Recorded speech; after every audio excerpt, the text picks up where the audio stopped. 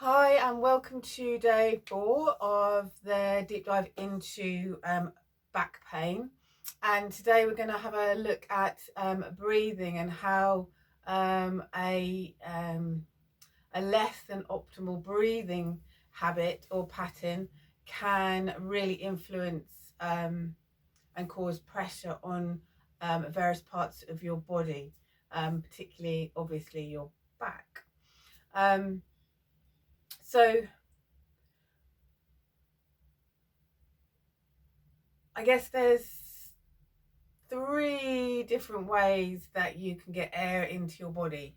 Um, and you might not realize how you are breathing and what your breathing habits are until you start to focus a little bit on the mechanics of your breathing, what your rest of your body is doing. And this is different to, you know, a mindful meditation breath where you're just thinking about the air coming in and out of your nose, or in your nose, out your mouth, whatever um, one it's working on. But what your shoulders and your chest and your belly are doing as you breathe. So you could find yourself breathing with every breath, lifting your shoulders up to get the air into your lungs. So what that does by lifting with every breath, and imagine with every breath you're lifting your shoulders. So you're obviously compressing the vertebrae in your neck and your upper back. You're also always putting tension on your shoulders. Your shoulders are doing a lot of lifting, and they already take a fair bit of toll by taking over the work of your arms, which aren't always as strong as they need to be. You also can't take a really deep breath in. It tends to be a much shallower breath that's kind of up here, up in the chest, rather than really getting a nice deep filling the lungs kind of breath. The next way to breathe is to breathe where the stomach rises and falls, and that's kind of encourages more of a thinking of a downward pressure, that when you breathe in you're thinking of pulling the diaphragm down or imagining the diaphragm coming down and the belly coming out and in with each inhale and exhale. What this does is it creates a lot of pressure, a lot of internal pressure in the abdominal cavity. And obviously there's lots of organs in here. If they're continuously pressing down with every breath on your pelvic floor, in a way that your pelvic floor is not designed to do, you're creating all that pressure and leaving yourself more risk of pelvic floor dysfunction or damage. So sneeze, wee, incontinence, prolapse.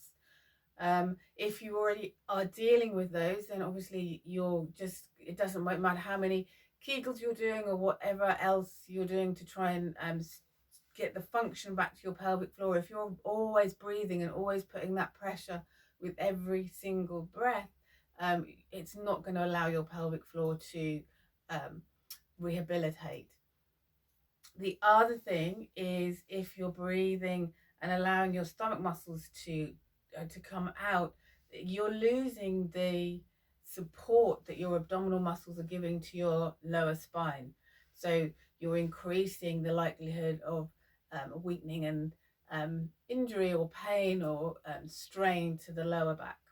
So what we need to think about is, with breathing, is the mechanic, um, the mechanics of how a breath and inhale is designed to happen. So if you think about the rib cage, if you think the rib cage, in between each rib is some muscles which are designed to open, to allow the ribs to open slightly, and also very slightly move forwards, kind of hinge forwards. So that allows your lungs to really inflate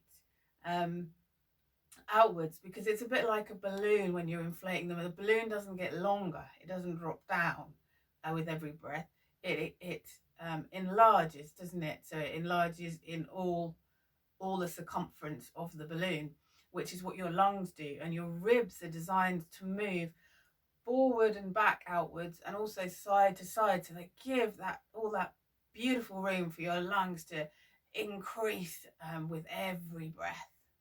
And by breathing that way, not only is it reducing, not only can you just take a better breath, a deeper, more fulfilling breath, and get as much oxygen around your body as possible, but you're also reducing pressure on your neck, your upper back, your shoulders, your abdominal muscles, and your pelvic floor, and your lower back.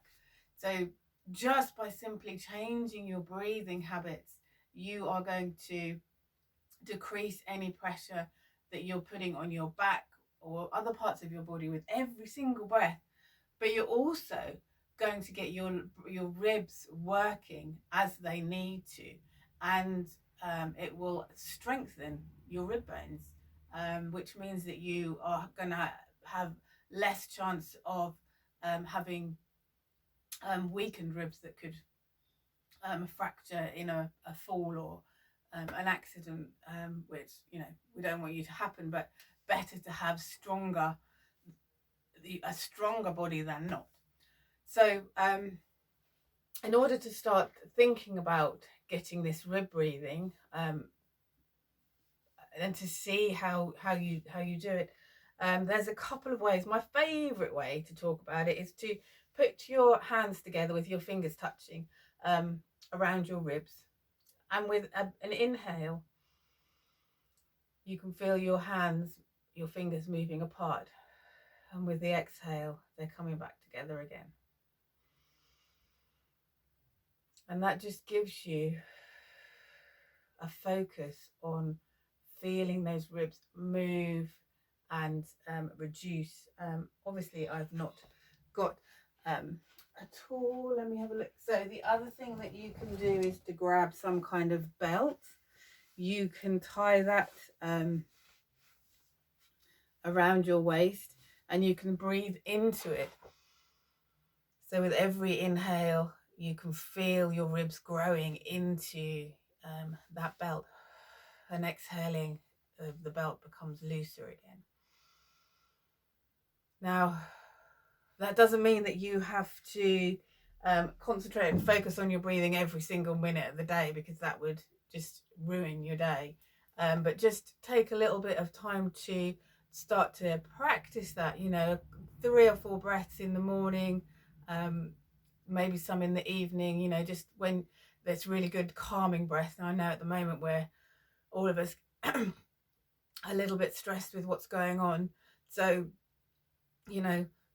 spending a few minutes just to focus on a nice deep slow breath using your ribs, what will happen is that will start again your natural I've forgotten the word, reflexive breathing.